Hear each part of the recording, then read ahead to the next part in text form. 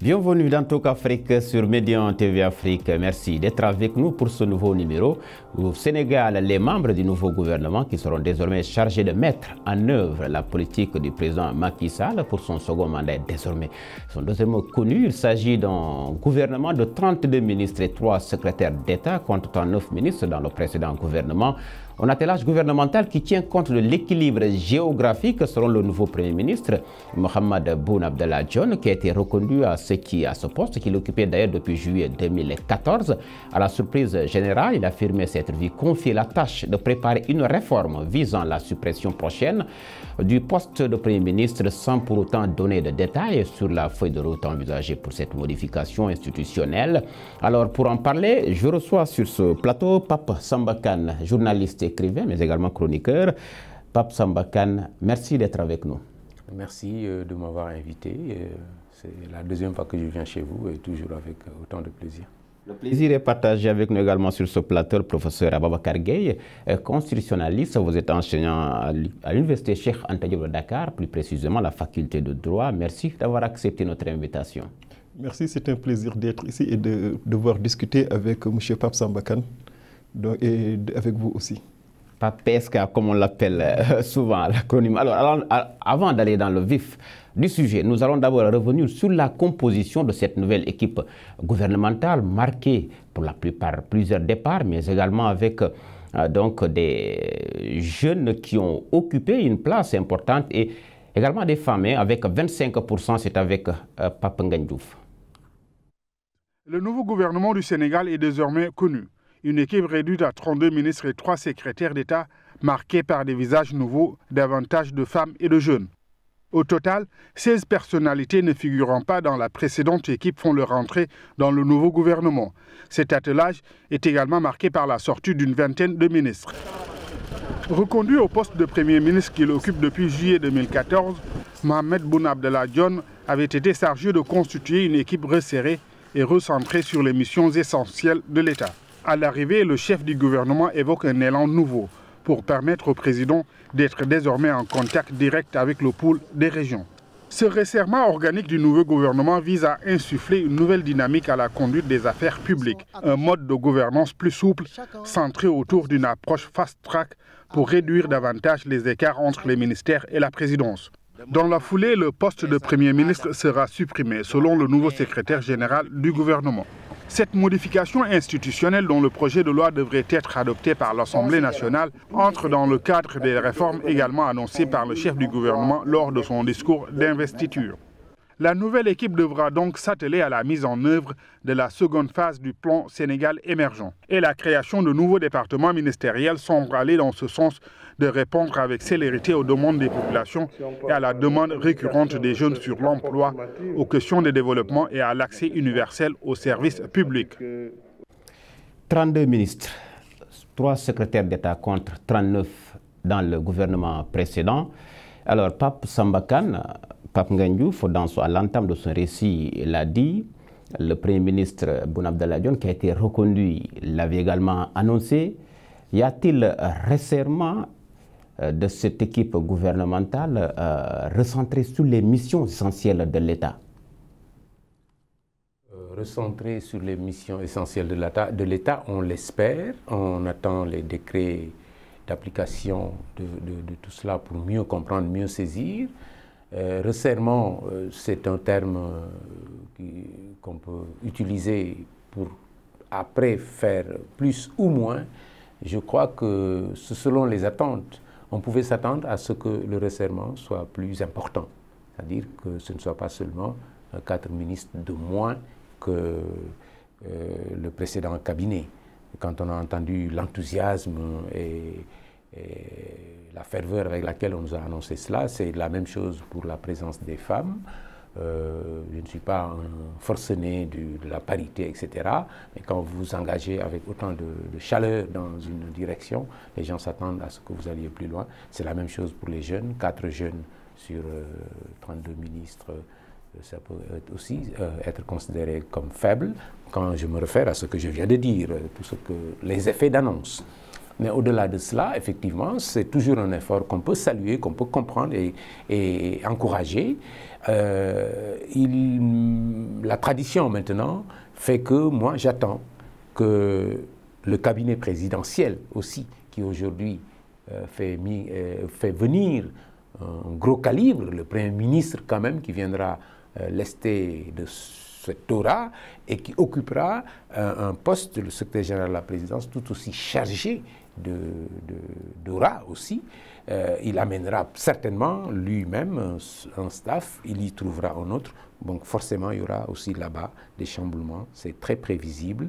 Et c'est après tout cela, puisque le centre du pouvoir maintenant se trouve à la présidence, c'est après la formation du gouvernement et la constitution de ce cabinet proche présidentiel qu'on pourra effectivement mieux appréhender si vraiment ce resserrement portera sur une plus grande proximité avec les problèmes effectivement auxquels les Sénégalais font face et une plus grande célérité dans leur traitement. Je crois qu'il manque un peu d'éléments, quoique on puisse aujourd'hui discuter sur ce qui est... On reviendra sur cette question d'ailleurs avant la fin de cette émission, la suppression annoncée du poste de chef de gouvernement. Les observateurs, comme vous autres, attendaient un profond renouvellement des équipes, mais le constat qui saute aux yeux est que ceux qui sont convenus d'après les poids lourds de l'ancienne équipe restent ou à de nouveaux postes pour la plupart. Aboubacar Gueye, vous y voyez un gouvernement de continuité? En fait, moi, ce que je vois dans ce gouvernement, c'est qu'il y a des aspects de rupture, mais également des aspects de continuité. Aspect de continuité dans la mesure où le gouvernement est essentiellement constitué de pointes d'un point de vue politique. Ce sont des leaders, des dignitaires politiques qui ont eu à mener des combats politiques et qui aujourd'hui ont été nommés au niveau du gouvernement.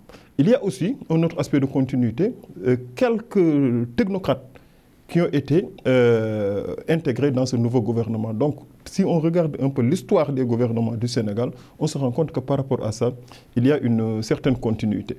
Par rapport aux ruptures, ce qu'on peut considérer comme rupture, par exemple, c'est l'éclatement du ministère de l'économie et des finances ici au Sénégal. Ça a été pendant longtemps un ministère, un super ministère pour certains, mais aujourd'hui, ce département ministériel a été éclaté. Il y a le ministère du budget et des finances, il y a le ministère de l'économie. Donc ça, je pense que c'est une réforme qui peut-être pourrait aller ou devrait aller dans le sens de constater ou de consacrer des options par rapport à la gestion des finances publiques par le ministre des Finances et du Budget, mais aussi options par rapport au choix de grandes stratégies économiques par rapport au ministère de l'économie. Il y a d'autres ruptures qui semblent être annoncées, mais il faudra à ce niveau attendre. C'est vrai, 25% de femmes dans le gouvernement du Sénégal, c'est peu, ce n'est pas fréquent. Je pense que pendant longtemps, on a eu moins de femmes, un pourcentage de femmes beaucoup moins important. Oui, il y a un effort quand même de 20 à 25%, la volonté, elle est là, non? Oui, c'est ça que je dis. Je dis qu'au moins 25%, c'est peu, mais ce n'est pas fréquent. C'est la première fois qu'on a, je pense, autant de femmes présentes dans le gouvernement du Sénégal, si je ne me trompe bien sûr. Donc de ce point de vue, je pense qu'il y a ces ruptures. Maintenant, les ruptures essentielles qu'on attend, c'est des ruptures qui vont nous faire avancer d'un point de vue économique et d'un point de vue social. Parce que ça, c'est les principales préoccupations du Sénégal. Et là, il va falloir attendre deux choses. D'abord, ce que le décret de répartition des services. Et ensuite, attendre que le gouvernement commence à travailler pour qu'on sache si ce gouvernement est en mesure de permettre l'atteinte des objectifs des Sénégalais. Pape Samba Kane, il a annoncé le département ministériel qui a cristallisé les attentions. C'est le ministère de l'économie, du plan et des finances qui a été éclaté, qui devient ministère de la coopération, de l'économie, du plan et de la coopération internationale, et ministère du budget et des finances. Finalement, on se demande quel impact cela aura dans la politique économique du pays, mais également dans les habitudes d'administration des services concernés par ces ministères qui ont aussi l'habitude de cheminer ensemble par le passé. Bon, j'ai eu l'habitude de considérer, j'ai eu l'habitude de le dire d'ailleurs, que le ministère des Finances était le cœur de l'administration, le ministère de l'économie et des Finances dans sa forme traditionnelle. Et donc, il y avait effectivement, on peut penser qu'il y avait une certaine lourdeur. Hein. Je crois que c'était une sorte de super ministère, M. Gueye l'a dit. Et donc, l'éclater avec un projet clair derrière, moi, je crois que c'est une chose qu'on peut admettre, qu'on peut comprendre.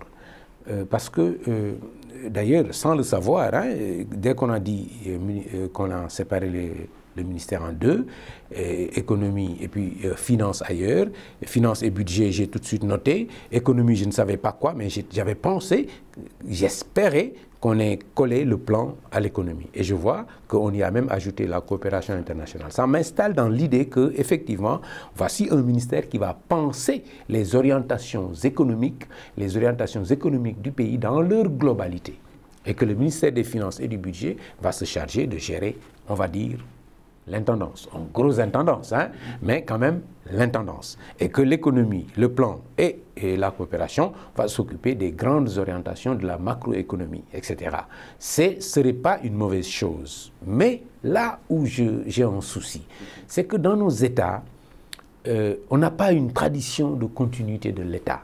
Si vous faites des réformes aussi profondes dans un ministère aussi sensible et important, alors que vous avez devant vous un mandat de 5 ans, alors que, comme je l'ai dit, dès que quelqu'un d'autre arrive, en général, dans nos pays-là, ce qu'il fait, c'est d'effacer ce que son prédécesseur avait fait.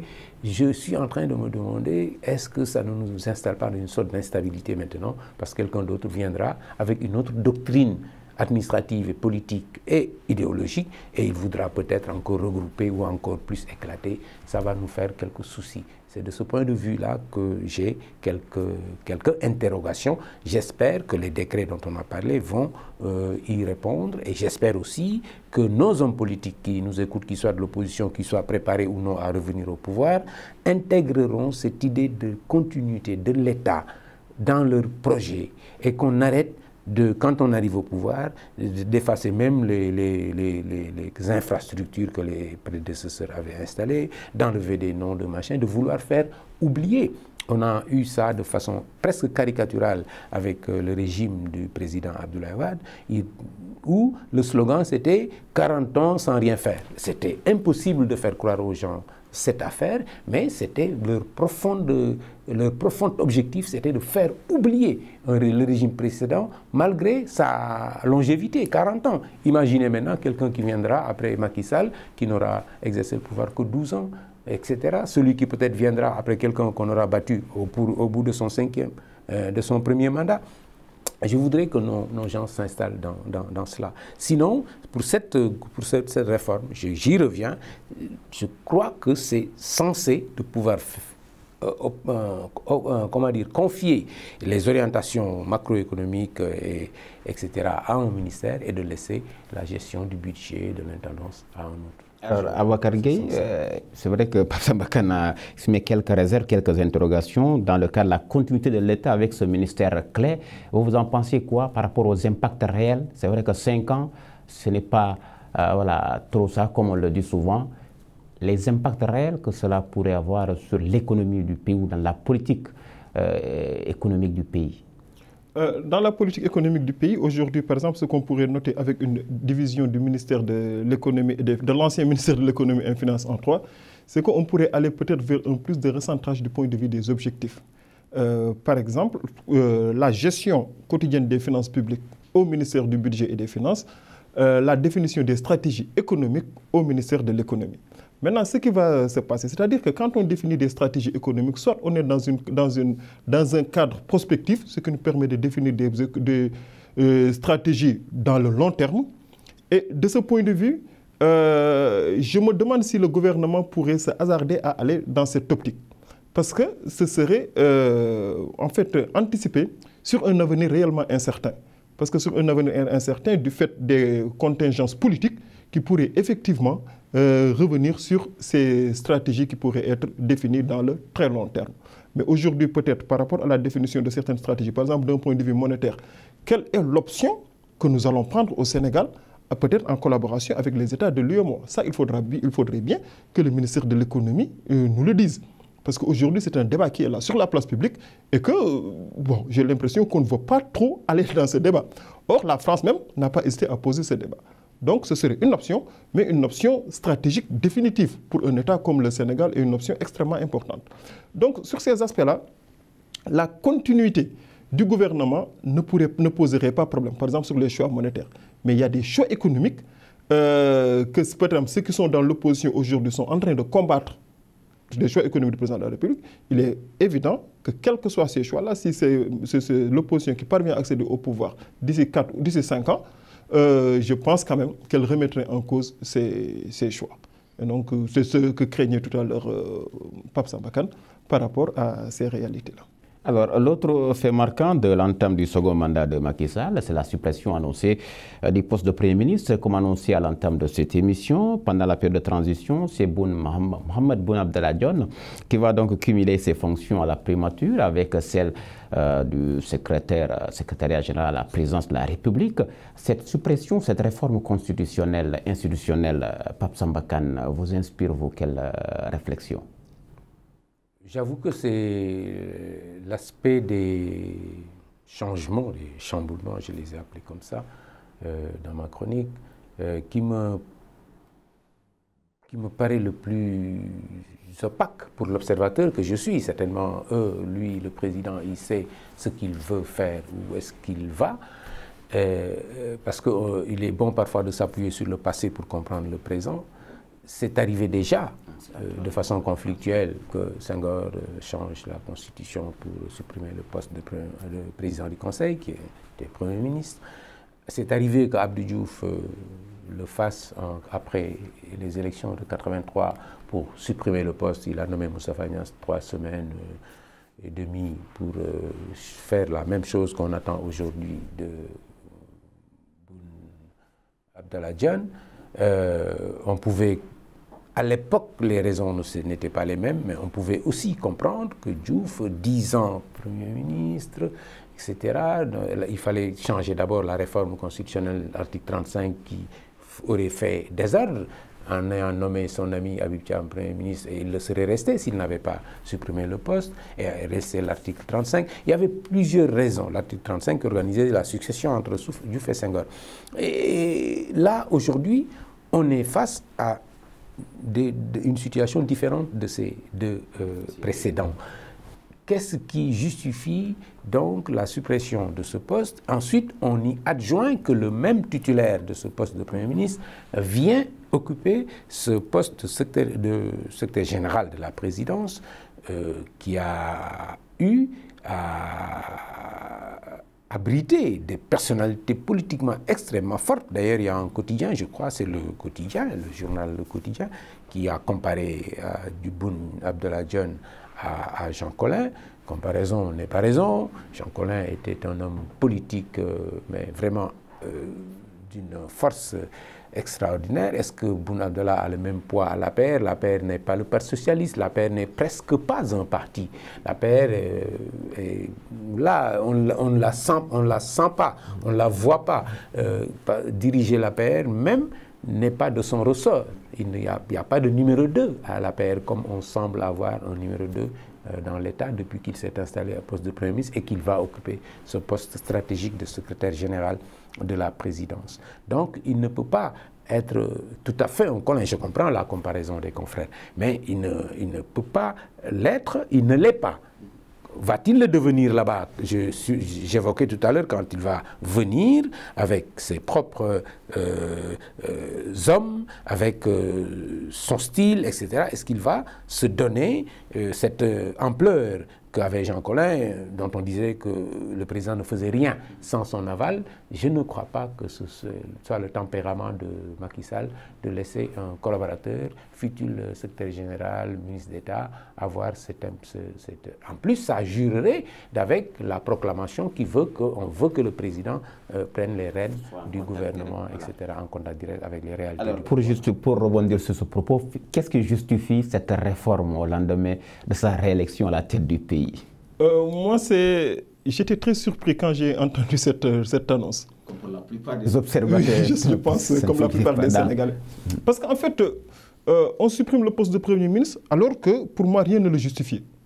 D'un point de vue institutionnel, entre le chef de l'État, le président de la République et le gouvernement, il n'y avait aucun problème, tout semblait fonctionner normalement.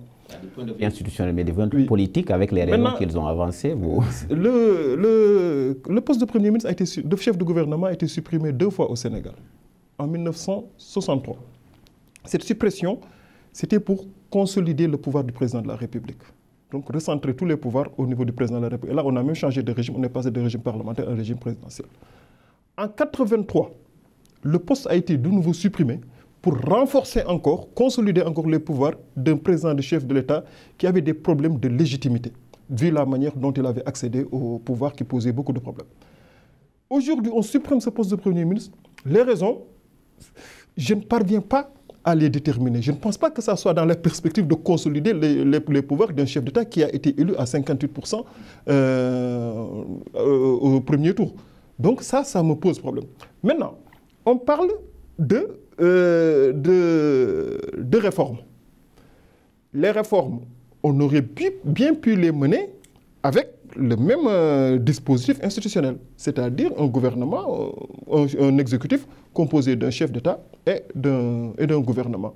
Aujourd'hui, ce n'est pas le cas, mais on ne peut pas présumer en fait de l'intensité des réformes avant de voir le contenu de ces réformes. De l'impact de ces réformes, on ne peut pas en présumer aujourd'hui. Ce qui se passe en général, c'est que lorsqu'on supprime le poste de Premier ministre, on est dans un régime présidentiel.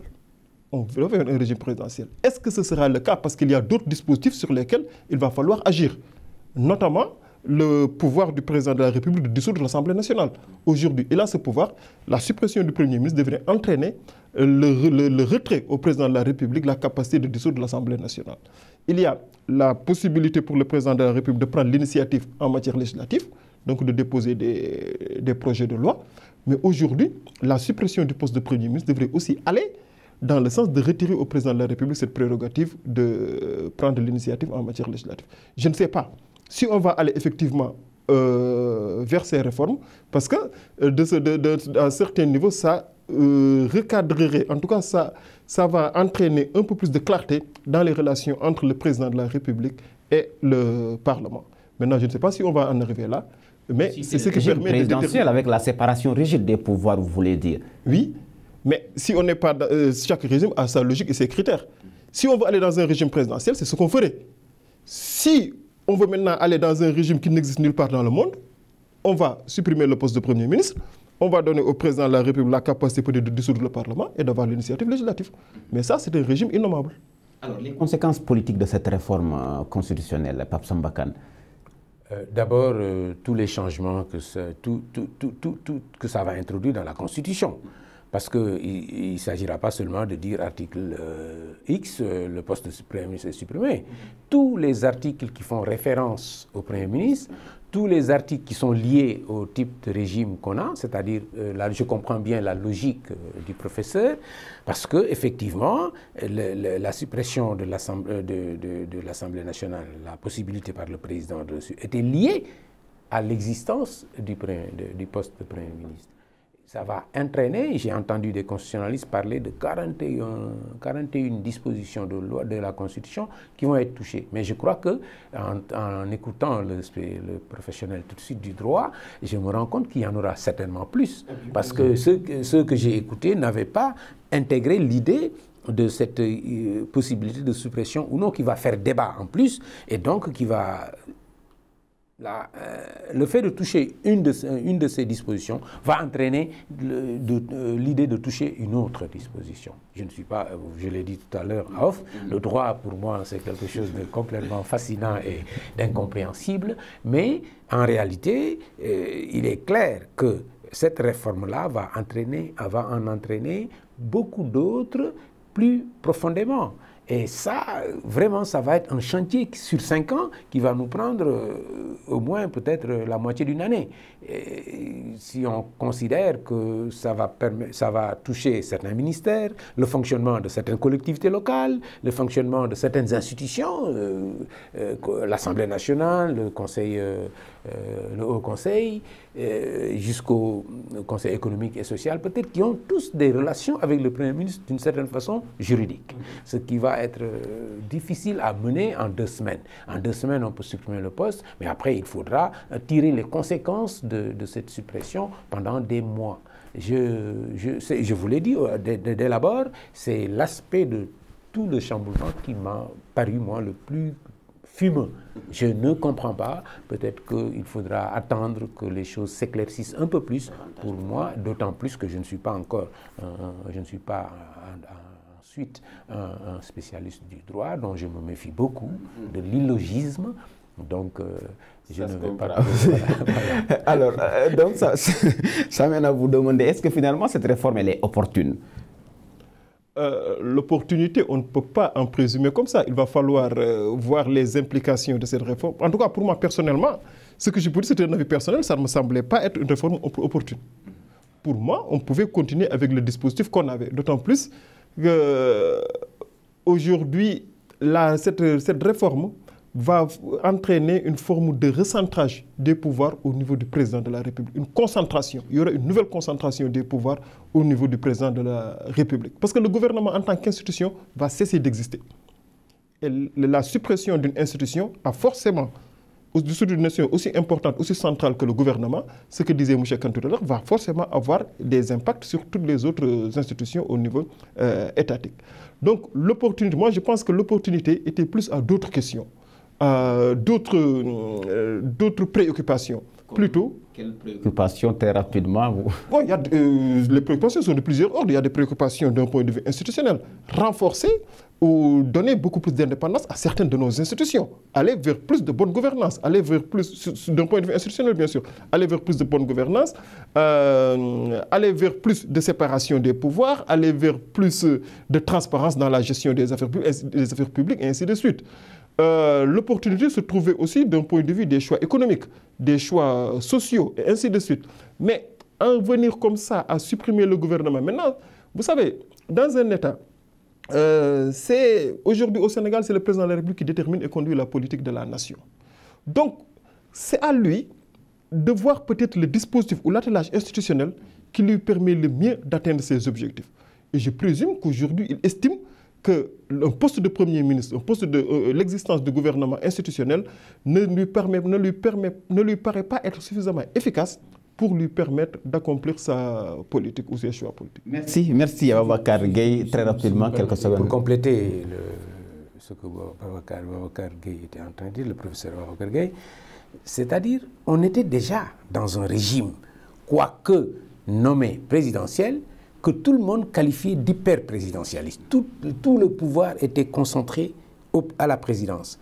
Et si on m'explique qu'on fait une réforme pour ça encore, parce qu'on me dit que la réforme s'est faite pour que le cœur du pouvoir revienne entre les mains du président de la République. Mais on estimait déjà, les spécialistes, les observateurs estimaient déjà que la présidence de la République du Sénégal est hypertrophiée. Et je me demande donc si c'est pour cette raison. J'ai l'impression qu'on attendra encore un peu de temps pour comprendre. Pour voir exactement ce que ça va donner. C'est la fin donc de cette émission Talk Afrique qui avait l'honneur et le plaisir de recevoir Pape Samba Kane, journaliste, écrivain, chroniqueur.